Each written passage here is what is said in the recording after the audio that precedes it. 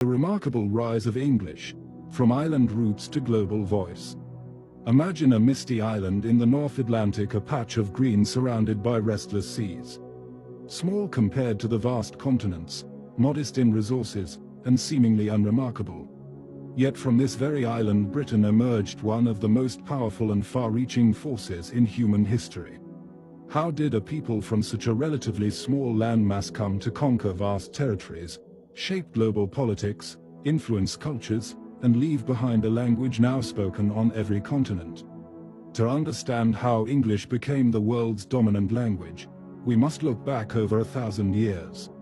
What we now call the British people were originally a mixture of different tribes and cultures: Celts, Romans, Anglo-Saxons, Vikings, and later Normans. Each new wave of settlers brought different languages, customs, and traditions to the island. English did not originate as a unified language but rather emerged from centuries of cultural blending. It evolved from Germanic roots, absorbed Norse influences during the Viking invasions, and adopted numerous Latin elements, especially after the Roman and Norman occupations. However, the true story of Britain's global influence and of English becoming a worldwide language begins much later, in the 16th and 17th centuries during the Age of Exploration. This was an era when European powers such as Spain, Portugal, the Netherlands, France, and Britain raced to explore and dominate new lands. Although Britain was not the first to explore overseas, it eventually became the most enduring colonial power. Initially, British ventures abroad were driven by commerce. The British East India Company, founded in 1600, was a private enterprise with extraordinary authority. It could sign treaties, maintain armies, and govern foreign territories. Through this company, supported by Britain's growing naval power, the British established footholds across India and Asia. In the Americas, they founded colonies along the eastern coast of what would later become the United States. They also expanded into the Caribbean, parts of Africa, and later, Australia and New Zealand. Several key factors contributed to the success of the British Empire. First was maritime strength. Britain invested heavily in its navy, which enabled it to control key sea routes, secure trade, and project power far beyond its shores. Second was its administrative capability. The British developed effective bureaucracies that could govern distant colonies, enforce laws, and maintain order. Third was timing. Britain's rise coincided with the decline of other European empires, giving it space to expand with fewer challenges. However, Britain's influence across the globe wasn't due to a rapidly growing population.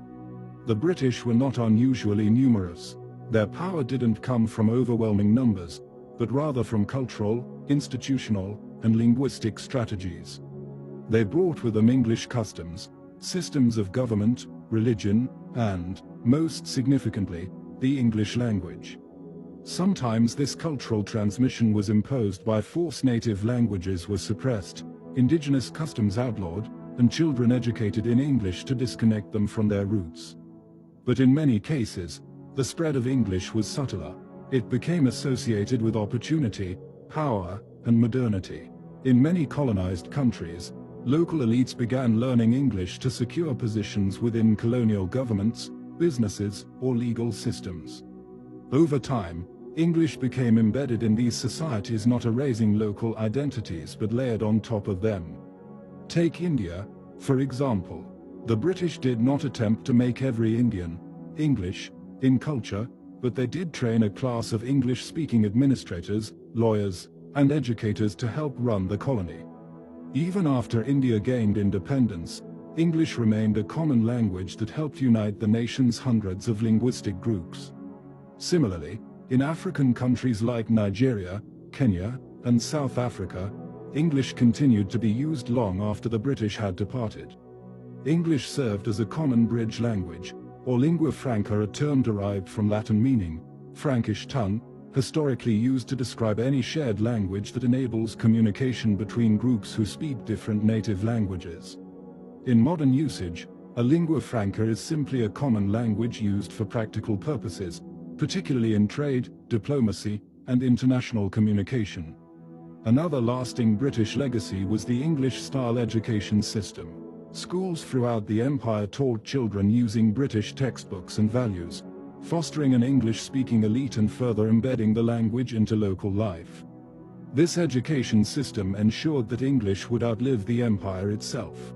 In addition to colonized regions, the British also settled large populations in territories such as the United States, Canada, Australia, and New Zealand. These were not just colonies, they became new English-speaking nations. In these settler societies, English was the language spoken in homes, businesses, and schools. While each developed its own culture, English remained the common thread linking them. Yet, even at the peak of its empire in the early 20th century, when Britain ruled over a quarter of the world's population, the British people remained a global minority.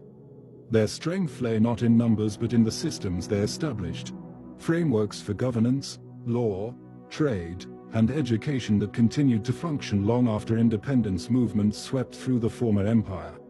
After World War II, the British Empire began to unravel, colonies became independent, and direct control faded. But unlike previous empires whose languages disappeared after their collapse, the British left behind something that endured: the English language. Even countries that were never under British rule began adopting English for pragmatic reasons.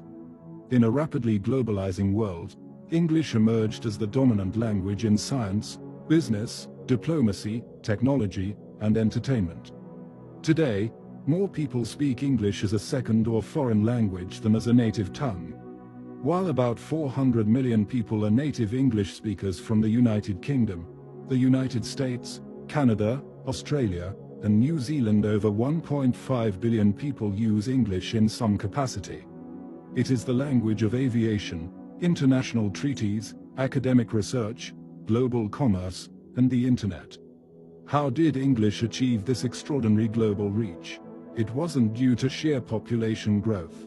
British birth rates were never exceptional. It wasn't because the British military was unbeatable. The British often faced larger, more numerous foes. The key was the British ability to establish lasting institutions and use language as a vehicle of power, progress, and connection. English succeeded because it was adaptable. It welcomed words from other languages, evolved with cultural shifts, and proved useful across diverse regions. Crucially, English gained momentum at just the right moment. As the British Empire declined, the United States rose as a global superpower. In the 20th and 21st centuries, American dominance in economics, politics, science, film, and technology ensured that English remained a global standard. From Hollywood movies to software development, from pop songs to social media trends, English continued to expand its influence. Today, to speak English is to access global opportunities. It connects people across continents and cultures. It's taught in classrooms from Tokyo to Timbuktu and used in boardrooms from Berlin to Buenos Aires. English may not be the oldest or most poetic of languages, but it is arguably the most influential. Answer: from a small rain-soaked island in the North Atlantic, the English language journeyed across the seas and centuries not through sheer force, but through trade, education, adaptability, and cultural transmission. It started as the language of a conquered people. The Anglo-Saxons were defeated by the Normans in 1066, yet it became the language of conquerors. From humble beginnings, English rose to become a universal means of communication. Though the British Empire has long faded, its language remains. English is no longer solely the language of Britain, it belongs to the world. And that may be the most remarkable conquest of all. Not a conquest of land, but a conquest of words.